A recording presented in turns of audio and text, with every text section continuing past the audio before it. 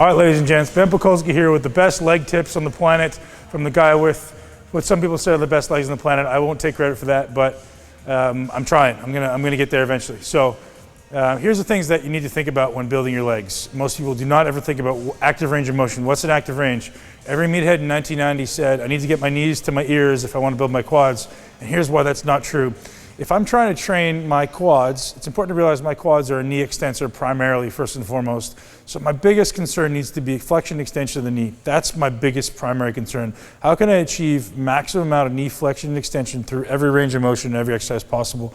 That needs to be your thought. So if that's not your thought, make it your thought. And the greatest amount of range of motion at my knee doesn't necessarily mean I need to have a great range of motion at my hip or at my spine. Most importantly, it shouldn't be any range at your spine.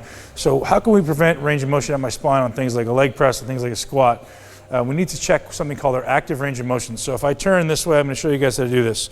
Stand up really, really tall, chest up, butt back, pull your hip to your chest. Where you can actively go, that's as far as my range of motion goes. If I were to go any further than that, what would have to happen? I'd have to round my lower back.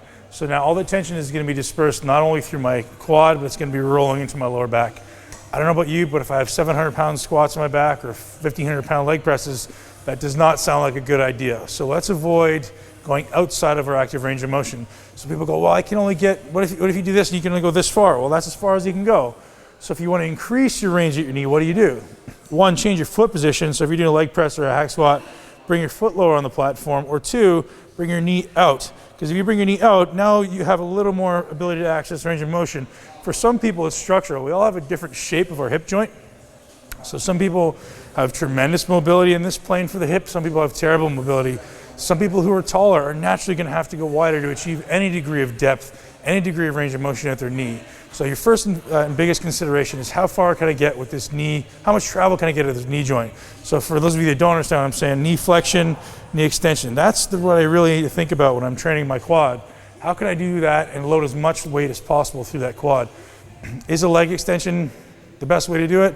Yes and no. The reason a leg extension is a great way to do it, it's isolated. It's going to be focusing on just the extensors of the quads, but because your foot isn't planted, there's going to be a degree of instability in the knee joint because your gastrocnemius, your calf, stabilizes the knee joint. So if your foot isn't planted, it takes away some of the stability of the knee joint and thereby may compromise your joint a little bit.